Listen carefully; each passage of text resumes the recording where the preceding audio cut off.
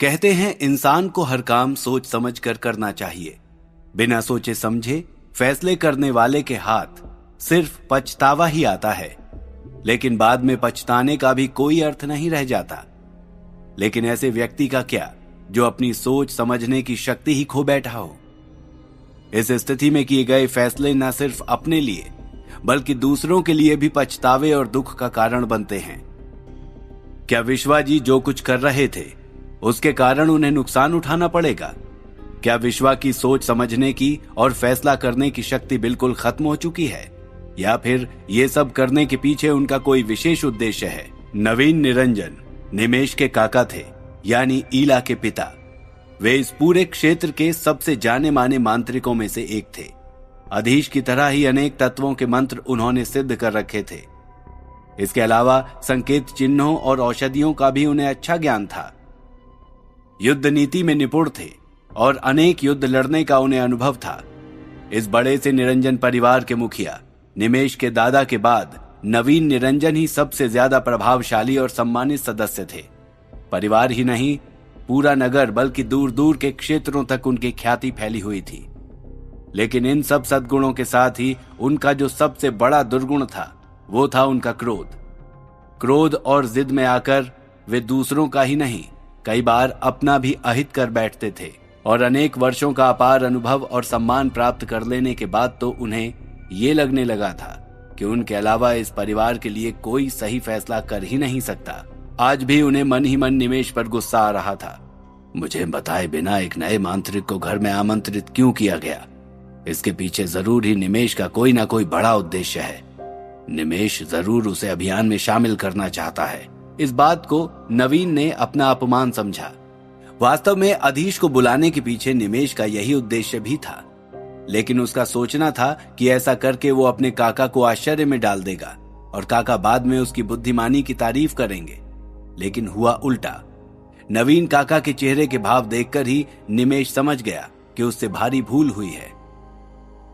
अभी निमेश सोच ही रहा था कि अधीश के सामने अपना प्रस्ताव कैसे रखे कि वो मान भी जाए और काका को बुरा भी न लगे। अधीश भी इस समय कमरे में पसरे तनाव को महसूस कर रहा था। निमेश को सोच विचार में डूबा देखकर अधीश ने ही पूछ लिया, कहिए निमेश जी, आप क्या कहना चाहते थे? कौन सी जरूरी बात के बारे में आप मेरे विचार जानना चाहते थे? निमेश ने यह सुनकर पहले अधीश की ओर देखा, फिर एक नजर नवीन निरंजन पर डाली। वे भी जैसे ठीक इसी मौके का इंतजार कर रहे थे। उनके चेहरे पर क्रोध की लकीरें साफ पढ़ी जा सकती थी। फिर निमेश बोला, बात यह है अधीश की शायद तुम्हें मालूम ही होगा, तरंगम में आजकल मांत्रिकों के बीच एक ही बात की चर्चा है। सभी किसी न किसी दल में शामिल हो रहे हैं। अधीश समझ नहीं पा रहा था कि निमेश इस तरह बात को गोल गोल क्यों घुमा रहा है। साफ साफ कोई बात क्यों नहीं कहता। उसने कहा, हाँ, शायद आप पुराने किले वाले अभियान की बात कर रहे हैं। निमेश ने बिना कुछ कहे हाँ में सिर हिला दिया। अधीश बोला, फिर बताइए मैं आपकी इसमें क्या सहायता कर सकता हूं? नवीन निरंजन ये सुनते ही जैसे आग बबूला हो गए, एकदम फट पड़े। देख लिया मांत्रिक निमेश आपने? अब ये कल का आया मांत्रिक नवीन निरंजन के सामने बैठकर सहायता का प्रस्ताव रख रहा है। अधीश को ऐसा लगा जैसे उसे किसी ने जोरदार धक्का दे दिया हो, लेकिन वो आसानी से क्रोध में आकर धीरज खो देने वाला इंसान नहीं था। यह सुनकर निमेश के चेहरे पर जैसे कालिमा पुत गई। धीमी आवाज में बोला, काका, अधीश का वो अर्थ नहीं था। हम में से कोई आपका अपमान नहीं करना चाहता। मैं तो बस नए मांत्रिक शामिल कर हमारे दल की विविधता ही बढ़ाना चाहता था। यदि आप ऐसा नहीं चाहते तो कोई बात नहीं, मुझे क्षमा कर दीजिए। नवीन काका फिर गरजे, हाँ बेटे, क्षमा तो मैं तुम्हें कर ही दूंगा, लेकिन इस भूल का दंड देने के बाद। निमेश सन्न रह गया। क्या इस छोटी सी भूल का दंड भी उसे भुगतना पड़ेगा? निमेश के चेहरे पर घबराहट थी। वो इससे पहले कुछ बोल पाता, नवीन निरंजन ने अपना फैसला सुना दिया। अब तुम भी इस अभियान का हिस्सा नहीं हो निमेश। हालांकि निमेश ऐसे ही किसी दंड की उम्मीद कर रहा था, फिर भी अधीश के सामने ही उसे नवीन का यह व्यवहार अच्छा नहीं लगा। अधीश भी अपमान का घूंट पीकर रह गया। अपनी जगह से उठते हुए उसने कहा, मांत्रिक नवीन, आप मुझे आज्ञा दें। निमेश जी, अब मैं चलता हूं। मुझे लगता है अब मेरा यहाँ कोई काम नहीं है। इतना कहकर वो अधीश को छोड़ने बाहर तक आया। कमरे से जब वे दोनों बाहर निकले, ईला बाहर ही खड़ी उनका इंतजार कर रही थी, लेकिन उनके चेहरे देखकर ही वो समझ गई कि जिस बात का उसे डर था वो हो चुकी है और अब उसका चुप रहना ही ठीक है। साथ ही उसके पिता के अगर अधीश के साथ मतभेद हुए हैं तो वे कभी नहीं चाहेंगे कि अब ईला अधीश से किसी भी तरह का संबंध रखे। यही सब सोचकर ईला के बढ़ते कदम रुक गए और उसने अधीश से कोई बात नहीं की। अधीश ने तो उसकी ओर देखा तक नहीं।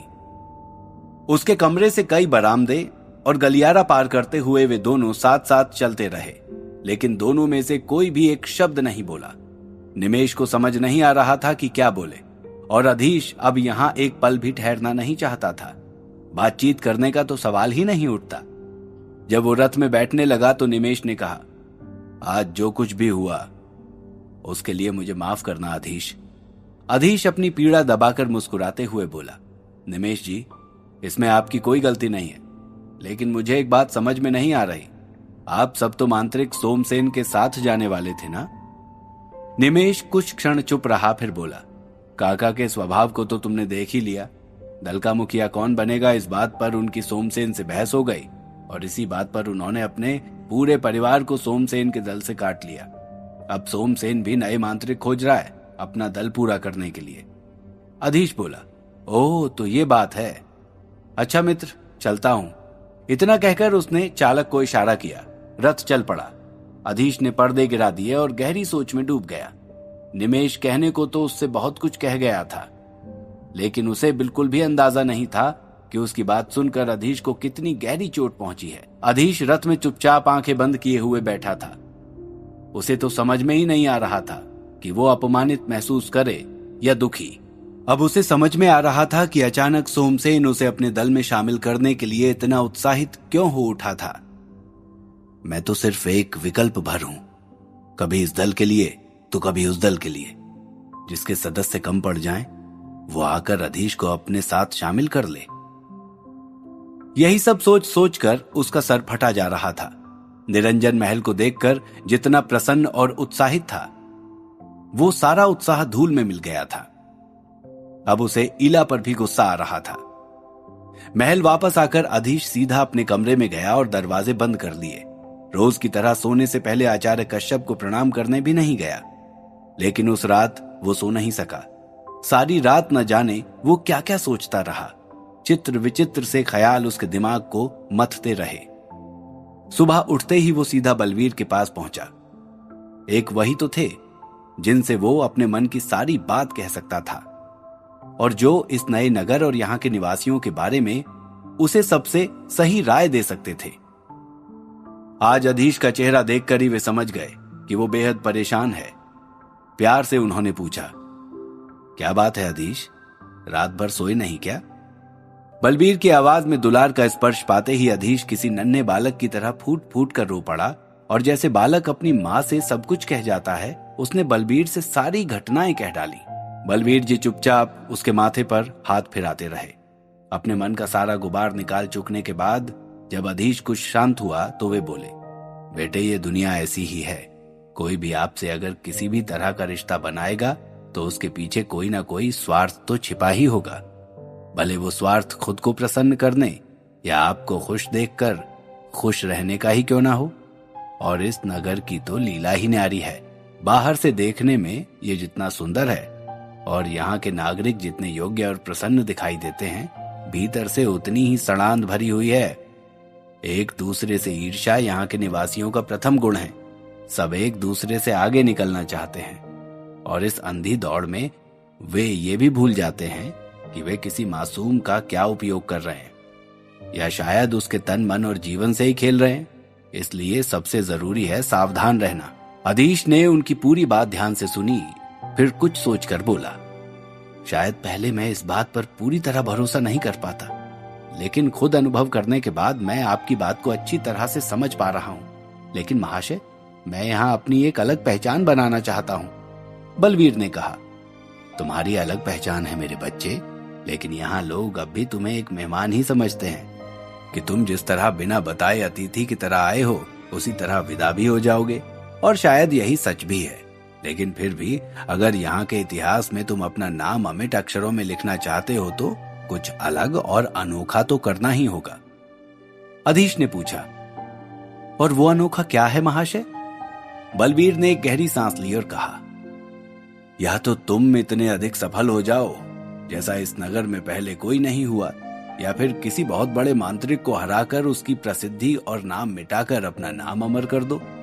अधीश ये सुनकर थोड़ा मुस्कुराया और बोला, पहला तरीका सकारात्मक है और दूसरा विनाश करने वाला, लेकिन ठीक है, मेरे लिए दोनों ही मेरे लक्ष्य हैं, आपको तो पता ही है। इतना कहकर उसने भेद भरी नजरों से बलवीर की ओर देखा।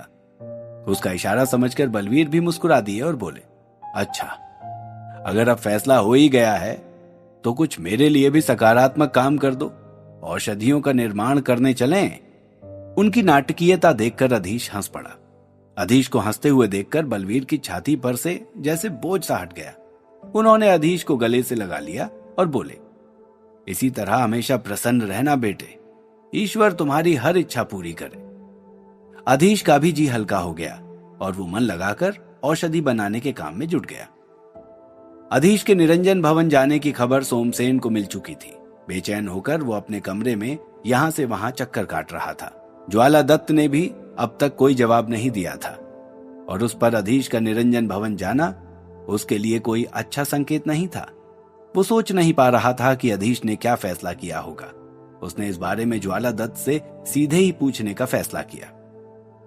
जब वो ज्वाला दत्त से मिलने पहुंचा तो वे बड़े आराम से बैठे एक ग्रंथ पढ़ रहे थे। ये देखते ही सोमसेन चिढ़कर बोला, आप यहाँ आराम से बैठे किताब पढ़िए और वहां हमारे विरोधी अधीश को अपने दल में शामिल कर लेंगे। ज्वाला दत्त ने किताब बंद करके एक ओर रख दी और कहा, तुम्हारे कहने पर मैंने उससे बात कर ली थी। उसने कहा था 1-2 दिन में ही वो अपना फैसला बता देगा। तुम्हें यदि जल्दी है तो मैं खुद ही जाकर बात कर लेता हूं एक बार फिर। सोमसेन ने हामी भर दी और ज्वाला दत्त से जल्दी जाने को कहकर वहां से चला गया। लेकिन ज्वाला दत्त को पता था कि इस समय अधीश बटुक के महल में नहीं मिलेगा। दूसरा, उन्होंने तो कुछ और ही प्रस्ताव अधीश के सामने रखा था जिसकी भनक भी सोमसेन को नहीं थी। हालांकि उन्होंने अधीश से कहा था कि वो 1-2 दिन में अच्छी तरह से सोच समझकर अपना फैसला बता दे। फिर भी उन्होंने शाम को ही अधीश के पास जाने का फैसला किया ताकि उन्हें जवाब भी मिल जाए और सोमसेन को शक भी ना हो। ये सोचकर उन्होंने उठकर कमरे का दरवाजा बंद किया और वापस अपनी किताब में डूब गए। शाम को जब अधीश महल वापस आया तो उसने ज्वाला दत्त को अपना इंतजार करते हुए पाया। अधीश ने उन्हें प्रणाम किया और इस बार सेवकों को बाहर भेजने की बजाय उन्हें अपने कमरे में ले गया। इसके पीछे उसका एक विशेष उद्देश्य था। बार बार सेवकों को बाहर भेजने से सोमसेन के जासूसों को शक हो सकता था। इसलिए बड़े ही हल्के ढंग से उसने ज्वाला दत्त का स्वागत किया था और बहुत ही सामान्य तरीके से कहा, ज्वाला दत्त जी, दरअसल मैं बहुत जल्दी में हूं, आप कमरे में चलकर बातचीत कर लीजिए, वहीं मैं अपना काम कर लूंगा। ज्वाला दत्त भी उसका इशारा समझ गए थे। क्या था अधीश का मंतव्य इसके पीछे? क्या उसने ज्वाला दत्त का प्रस्ताव स्वीकार करने का मन बना लिया था? क्या अब वो सोमसेन से सीधी दुश्मनी मोल लेने के लिए तैयार है? जानने के लिए सुनते रहिए द मैजिशियंस सीक्रेट, सिर्फ और सिर्फ पॉकेट FM पर।